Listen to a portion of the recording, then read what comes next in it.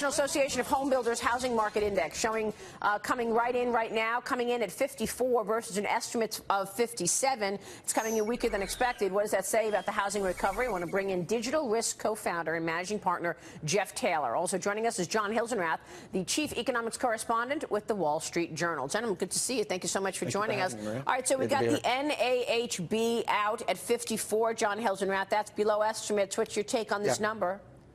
It's another disappointing number, and we've had a lot of disappointing numbers in just the last week. Retail sales were disappointing. Industrial production was disappointing. Consumer confidence was disappointing.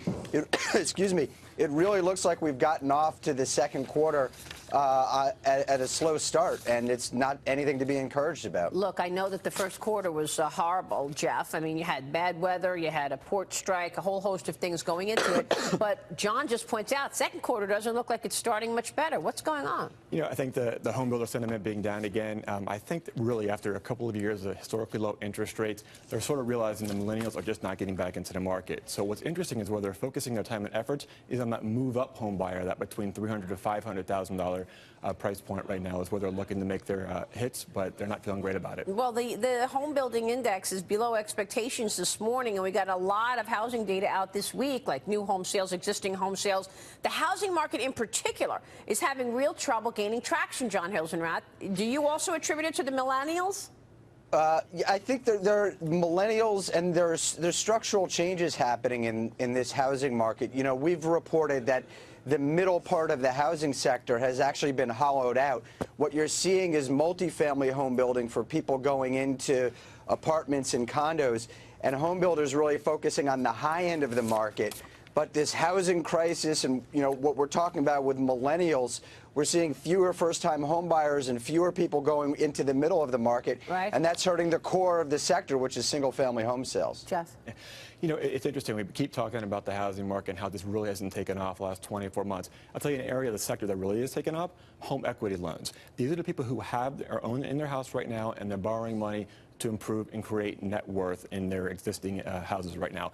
That's an area that continued to rise over the last 24 months, and I expect growth there going forward. And is that a good idea to do that right now, given the fact that rates are where they are? I mean, if I have the cash to furnish my house and do new improvements in my house, why not use the cash? But then again, why should I use my cash when I have rock bottom rates to borrow money in a home equity loan? You know, so that's going to be a personal decision for everybody, but there's a couple of statistics that are really interesting that we follow.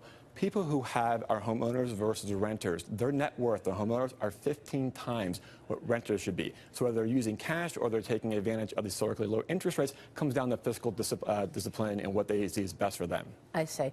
Well, you know, Maria, I think discipline is really important when we start talking about home equity loans. You know, we had a major problem with home equity loans during the financial crisis because people used it to fuel consumption that they couldn't afford.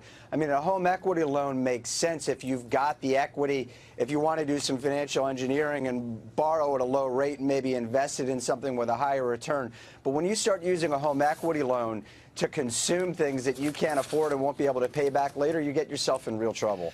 You know, John, that's a good point. But again, the credit box has changed so much right now. You think they can't afford it? Yeah, I mean, and basically, look, banks aren't lending to people who are going to take the home equity line and basically go out and buy cars with discretionary income. They have a very laser focus on people who can basically pay those loans back. So it's a different environment we're living in with the whole credit box. The balance sheet has gotten stronger from the individual. Absolutely. Yeah, and real quick, you like financials. Any thoughts on this market here? The big ones I like, Bank of America, Wells Fargo, JP Morgan. All right, we will leave it there. Jeff, good to have you on the show today. Thank you. Thank you so much. Jeff Taylor.